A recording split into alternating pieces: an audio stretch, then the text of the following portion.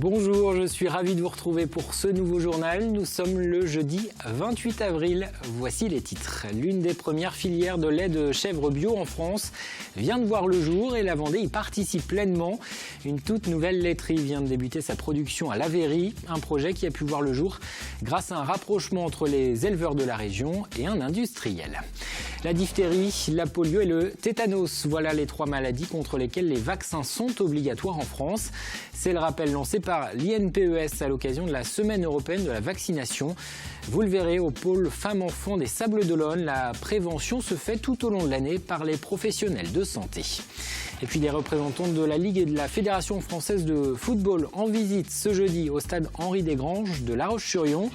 Un déplacement pour évaluer l'ampleur des travaux nécessaires en vue d'une accession en Ligue 2. C'est l'objectif que se fixe le futur Vendée Football Club en train de voir le jour. Mais d'abord, pour commencer, ce journal, la Terre a tremblé ce jeudi matin vers 8h45. Un séisme de magnitude 5,2 dont l'épicentre se situe entre La Rochelle et Rochefort en Charente-Maritime. Il a été ressenti d'Angers à Bordeaux. En Vendée, plusieurs centaines de témoignages font état d'un bruit sourd, de grondements et de murs qui ont tremblé, mais aucun dégât ni blessé n'ont été recensés. Les sismographes de Jean-François Lenné, eux, ont enregistré les secousses. Cet habitant de Luçon est sismologue amateur. Il possède chez lui 8 appareils qui ont nettement vibré ce jeudi matin. Des tremblements de terre, il y en a partout dans le monde entier. J'en enregistre tous les jours qui viennent du monde entier. Tous les séismes puissants récents, je les ai enregistrés. Est-ce qu'en Vendée, je suis étonné de voir un tremblement de terre aussi puissant proche? Oui, dans le sens où un 5 proche de la Vendée, à moi, ça ne m'était jamais arrivé d'enregistrer ça. Et ce séisme est le plus important enregistré dans l'ouest de la France depuis 1972. Pour rappel, l'ensemble du département de la Vendée est soumis à un risque modéré de séisme. Le bio séduit de plus en plus de consommateurs, mais les agriculteurs français peinent parfois à satisfaire la demande.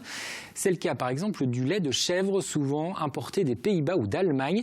Des éleveurs des Pays de la Loire, de Poitou-Charentes ont décidé de se regrouper et de se rapprocher d'un industriel, le groupe L'Allémance.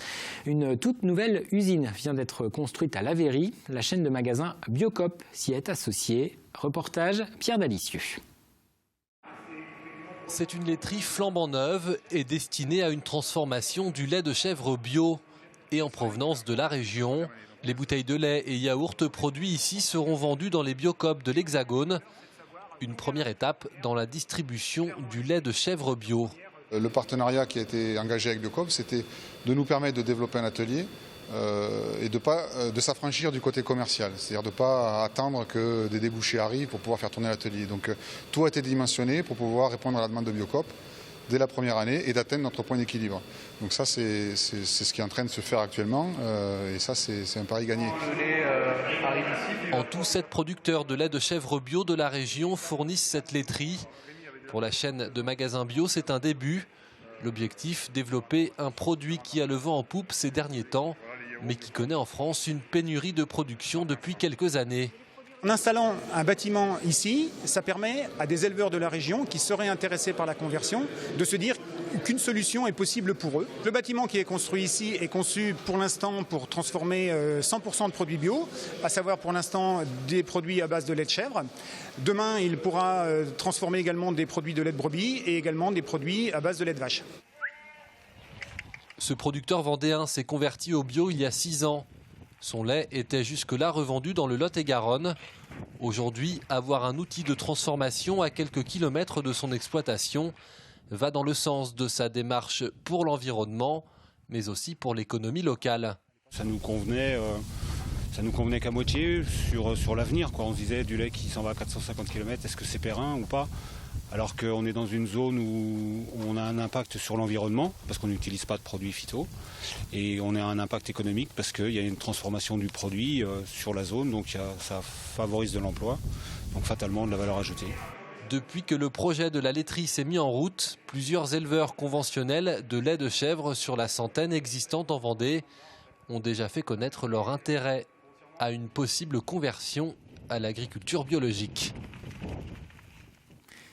Nouvelle journée de mobilisation ce jeudi contre le projet de loi travail. Les syndicats avaient prévu 2 rassemblements dans le département. D'abord dans la matinée à Fontenay-le-Comte et puis en début d'après-midi à La Roche-sur-Yon. Ils étaient entre 500 et 600 manifestants à demander le retrait complet du texte qui sera en discussion à partir de la semaine prochaine à l'Assemblée nationale. Près de 300 jeunes sensibilisés ce jeudi à la sécurité routière et plus exactement au danger de la conduite sous l'influence de l'alcool, des médicaments et de la drogue.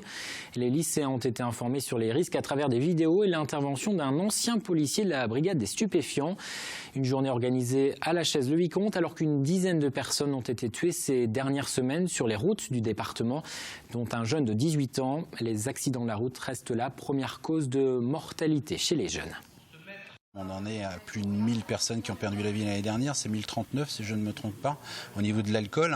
Au niveau du nombre de consommateurs de cannabis qui prennent le volant et qui malheureusement se tuent également, eh bien c'est en augmentation.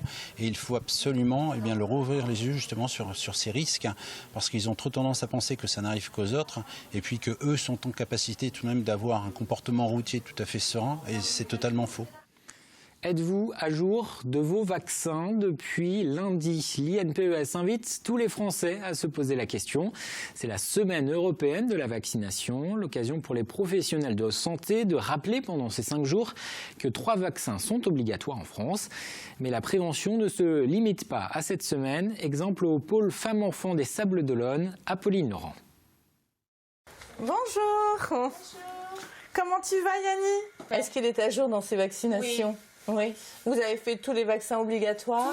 Tous. Même ceux qui n'étaient pas obligatoires. D'accord, les recommandés aussi. Voilà. Prévenir, informer et surtout sensibiliser à la vaccination fait partie du quotidien des professionnels de santé.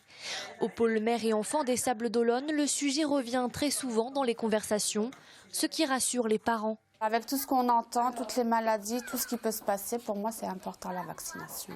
Sur certains vaccins, on peut douter, on ne sait pas réellement tout. Après, on prend beaucoup les conseils des médecins, des pédiatres pour vacciner l'enfant en fonction de ce qu'ils nous disent. La vaccination se discute avec les sages-femmes bien avant la naissance. C'est également l'occasion de faire un point sur les vaccins des futurs parents, car mieux ils seront protégés, plus leur enfant sera immunisé. Il aura donc moins de risques d'être exposé à des maladies pouvant être très graves. On n'insiste plus sur la vaccination d'abord de la maman, rubéole, coqueluche, grippe, les petites choses, ou les vaccinations qui n'étaient pas à jour. Donc on va avoir vraiment un plus sur le cercle, l'environnement, le contexte familial. L'Institut de veille sanitaire estimait au 31 décembre 2015 que la couverture vaccinale des nourrissons était plutôt rassurante pour l'année. Pourtant, depuis 2008, la rougeole a connu une flambée épidémique. Sur notre département, c'est la coqueluche qui revient en force. L'une des raisons, la défiance de certains parents à l'égard des vaccins. Il peut y avoir des effets secondaires indésirables. Donc ça, on ne peut jamais dire à quelqu'un « votre enfant n'aura pas d'effets indésirables liés à la vaccination ». Donc sur le plan individuel, le bénéfice, il n'est pas forcément flagrant. Par contre, pour la communauté et donc plus tard pour votre enfant, si vous ne faites pas vacciner pour certaines pathologies, on reverra des épidémies. Et quand on reverra ces épidémies, les enfants qui ne sont pas vaccinés seront les premiers touchés. Suite à ces constatations, la ministre de la Santé a annoncé plusieurs grandes mesures en janvier dernier. Parmi elles, une enquête auprès des professionnels de santé et des particuliers pour mieux comprendre les raisons de cette méfiance. Les résultats devraient être connus en décembre prochain. On ouvre une page sport à présent avec un match important ce vendredi pour les basketteurs de Challans. C'est la dernière journée de championnat. Ils jouent leur maintien. Ce sera face aux champions de France, Blois. En cas de victoire, les Vendéens seraient assurés de rester en National 1. Coup d'envoi de la rencontre à 20h, salle Michel Vrignot. En football, 30e journée du championnat de national. Les joueurs des Herbiers affronteront ce vendredi Chambly. Le match a lieu dans l'Oise. Et dans le même temps, Luçon recevra Belfort, équipe de milieu de tableau. Les Vendéens, actuellement 5e du classement, restent sur une série de 5 matchs sans victoire. Le dernier succès remonte à la mi-mars. La rencontre débutera à 20h. Luçon qui, parallèlement au championnat, planche toujours sur le rapprochement avec le club de La Roche-sur-Yon. L'objectif, c'est de créer le Vendée Football Club, un club d'envergure départementale qui pourrait espérer évoluer en Ligue 2. Mais avant de jouer à domicile, il faudra prouver que les équipements sont aux normes imposées par les instances du football professionnel. Des membres de la Ligue et de la Fédération française étaient en visite ce jeudi au stade Henri Desgranges de La Roche-sur-Yon pour indiquer l'ampleur des travaux à effectuer. Aurélien Huard. C'est de loin le plus grand stade du département, mais aujourd'hui, Henri Desgranges a besoin d'un sérieux lifting pour accueillir les professionnels du football. Ce jeudi matin, un représentant de la Fédération française de football et un autre de la Ligue professionnelle étaient sur place pour passer en revue les différentes exigences concernant les installations. La liste est longue: éclairage, vidéosurveillance, sonorisation, protection de l'aire de jeu, pelouse, parking ou encore sécurité. Les deux représentants de la Fédération et de la Ligue, qui n'ont pas voulu s'exprimer à notre micro, ont pu constater que dans tous ces domaines, les prestations du stade Henri Desgranges sont aujourd'hui insuffisantes. L'évolution technique des fédérations font que des fois ça va beaucoup plus vite que ce que nous on voulait faire. On serait en train de dire on fait un stade, on ne le ferait pas ici, on le ferait aux Oudéry et puis ça serait la position idéale pour les parkings, etc. etc. Aujourd'hui il est là, qu'est-ce qu'on fait? Voilà, la question elle est là, qu'est-ce qu'on fait? Il faut passer à la rénovation, à nous de trouver la meilleure solution pour qu'ils revivent. Voilà, que ça fasse du bruit à l'intérieur surtout. Et puis qu'il y ait des belles équipes qui jouent. Et ces belles équipes, le club de football de Luçon aimerait bien les affronter dans ce stade. L'équipe première qui évolue en national est toujours en course pour la montée en Ligue 2. Et même si sportivement rien n'est fait, les dirigeants doivent préparer une éventuelle montée et prendre en compte toutes les réglementations imposées par les instances du football. Où je trouve que c'est tout à fait logique aujourd'hui, c'est la sécurité. Il ne faut surtout pas là-dessus, il faut faire le nécessaire, que ce soit donc la vidéosurveillance et à tous les niveaux, que ce soit pour recevoir les spectateurs, visiteurs. Non, de ce côté-là, tout ce qui est demandé au niveau sécurité, on ne peut pas faire autrement. Après, c'est vrai qu'il y a des petites choses qui pourraient, comme il faut trouver un abri spécialement pour recevoir les cars du visiteur, alors que bon, j'ai jamais vu qu'il y a eu des problèmes. Non, moi, c'est surtout ça. Ça fait des coûts supplémentaires qu'on pourrait bien s'en passer. La facture risque en effet d'être salée. Il faudra compter au minimum 1,5 million d'euros pour être aux normes du championnat de Ligue 2. Un championnat qui débutera le 29 juillet. Mais entre les délais administratifs et les travaux, le stade ne devrait pas être prêt avant le mois d'octobre. Et en attendant que le stade soit prêt, les joueurs vendéens pourraient aller jouer les rencontres à domicile sur la pelouse de Niort s'ils accèdent à la Ligue 2. Enfin, notez que le secrétaire d'État au sport, Thierry Braillard, se rendra justement au stade Henri Desgranges ce samedi pour assister à un match de football entre jeunes. Il se rendra ensuite au Vendée Space pour les championnats d'Europe de badminton. Rapprocher les jeunes et la science, c'est le but de la manifestation Expo Science. Elle fait étape en ce moment au centre Beautour de La Roche-sur-Yon. Une trentaine de groupes a travaillé ces dernières semaines sur des projets de recherche autour de la robotique, de l'astronomie ou encore de la physique. Les jeunes présentent les résultats de leurs travaux pendant 4 jours avec des démonstrations à la clé, des projets qui en apparence peuvent paraître simples mais qui, vous allez l'entendre, abordent des sujets complexes. Ici, par exemple, on a la poussée d'Archimède. Donc, lorsque le volume augmente, lorsqu'on gonfle le ballon, la poupée remonte car il a plus de volume. Et si on dégonfle le ballon, le volume diminue et la poupée redescend. Nous, on travaille sur les engrenages et sur les mouvements. Et on s'est posé une question, pourquoi nous ne ressentons pas tous nos mouvements? Et on a réussi à trouver, c'est qu'on ne peut pas tous les ressentir, car il y en a tellement qu'on ne peut même pas les compter. Leurs précédents albums les avaient conduits jusqu'au Koweït ou en Chine. Les musiciens d'Epsilon s'apprêtent à sortir leur 4e opus. Ouvrage du cœur sera dans les bacs à partir de la semaine prochaine.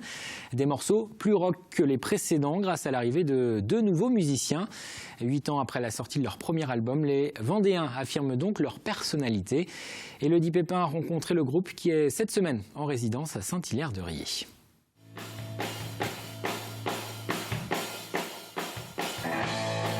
Le groupe Epsilon est de retour sur ses terres. Un retour aux sources après une tournée en Asie et au Moyen-Orient. C'est ici en Vendée qu'ils ont choisi de présenter leur 4e album, Ouvrage du cœur. Un nouvel album plus rock, mais surtout plus personnel. Je pense qu'on s'est un peu plus livré sur cet album-là que les précédents. Par exemple, on parle des attentats du Bataclan, par exemple. Déchiré. se noie dans l'effroi, écorché, déchiré, on se noie dans l'effroi. On parle aussi de la naissance de certains de nos enfants.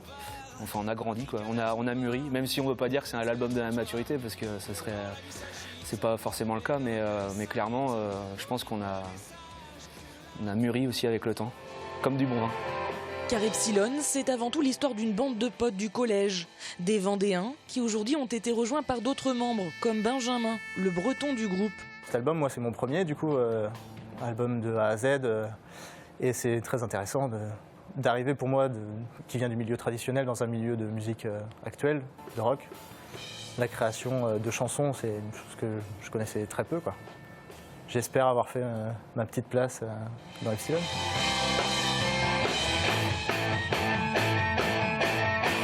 Nouveaux membres, nouvelles chansons, Epsilon évolue. Pour ce 4e album, ils ont aussi, pour la première fois, fait appel au financement participatif via une plateforme sur Internet. En un mois, ils ont récolté 8 000 €. C'est une grosse aide pour nous. En tant que groupe autoproduit, c'est vrai qu'on n'a pas des moyens immenses. C'est-à-dire que grâce notamment à ce financement, on va pouvoir s'attacher les services de professionnels qui vont entourer le groupe dans son développement. Faire plus de visuels, du clip, et ça nous permet de voir plus loin en fait. Et plus loin, Epsilon ira. Après les concerts programmés ce week-end en Vendée, le groupe continue sa tournée en France. Il est déjà programmé dans une vingtaine de villes et pourrait bien se produire au Kazakhstan.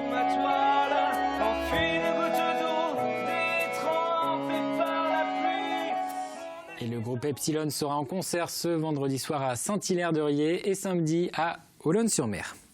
Avant de refermer ce journal, un coup d'œil à la météo. Retour de la pluie ce vendredi. Première goutte attendue en milieu de journée. Le thermomètre remonte un peu. 3 à 9 degrés dans la matinée, 13 à 14 pour les maxis. Le bulletin complet, c'est dans un instant avec Armel Pavageau. Les programmes continuent sur TV Vendée. Chemin de traverse a pris la direction cette semaine de Saint-Laurent-sur-Sèvre. Grégoire de Châtillon est allé rencontrer le collectif d'artistes et de créateurs Polar, installé dans une ancienne teinturerie. L'émission sera diffusée ce vendredi à 19h10. Moi, je vous donne rendez-vous demain pour un nouveau journal.